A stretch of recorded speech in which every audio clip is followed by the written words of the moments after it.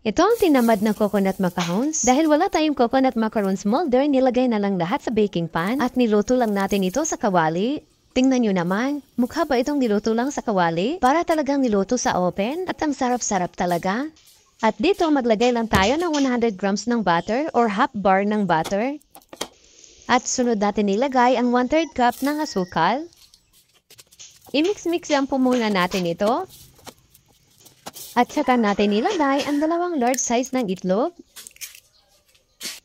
At maglagay rin tayo ng 1 teaspoon ng vanilla extract. At isang lata ng condensed milk, yung 390 grams po. I-mix-mix lang nating mabuti hanggang sa mag-will combine ang ating mga ingredients. Set aside na muna natin ito. At dito sa ating separate bowl, maglagay lang ng 2½ cup ng desiccated coconut.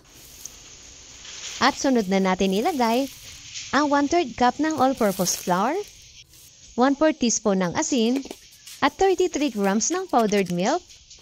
Mix-mix lang natin itong ating dry ingredients. At pagkatapos, pwede na natin ihalo itong ating dry ingredients dito sa ating wet ingredients.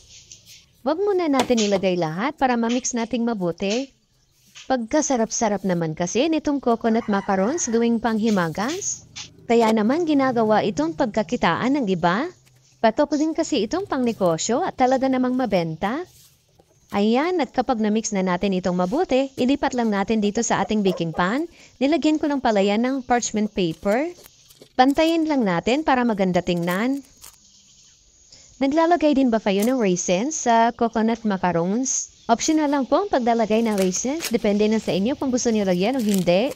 At i-ready na natin ang ating kawali. At na-preheat ko na po itong ating kawali. At lagyan lang po natin ng metal rack. At lutuin lang natin ito ng 45 to 50 minutes in low heat. At ayan na po, luto na ang ating coconut macarons sa kawali. I-mold lang natin ito at pwede na natin ito i-slice. Pinalamig ko na pala ito. Depende na sa inyo kung gaano kalaki ang slice na gusto nyo. O diba, kahit tinamad tayo, nilagay lang natin lahat sa baking pan. Ang ganda at ang sarap-sarap pa rin tingnan. Wala namang ipinagkaiba sa lasa.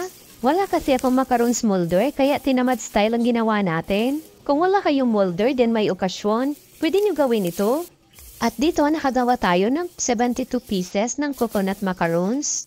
Subukan nyo na rin pong gumawa nitong tinamed version natin sa coconut macarons. Madali lang gawin at sa kawali lang, kaya makakatipid kayo. Maraming salamat hanggang sa susunod po.